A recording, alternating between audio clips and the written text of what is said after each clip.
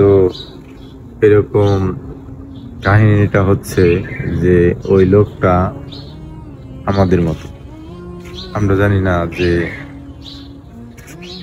কে কখন মৃত্যুবরণ করে।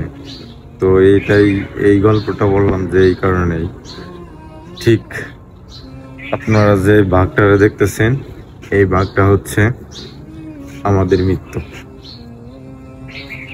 আর ওই নিচে যে দেখতেছেন, কুয়ার নিচে যে সাপটা দেখতেছেন, ওটা হচ্ছে আমাদের কবরস্থান, যেটা আমাদেরকে প্রতিনিয়ত ডাকতেছে, আমাদের জন্য অপেক্ষা করতেছে।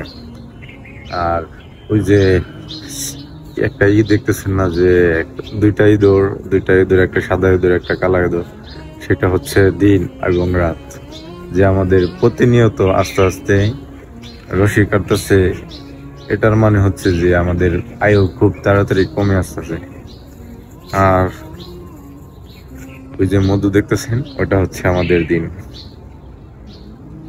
যে দিনের ভিতরে কয়েক মুহূর্তের জন্য আমরা ভুলে যাচ্ছি যে আমাদের মৃত্যু হবে এবং আমাদের রবকে ভুলে যেতেছি।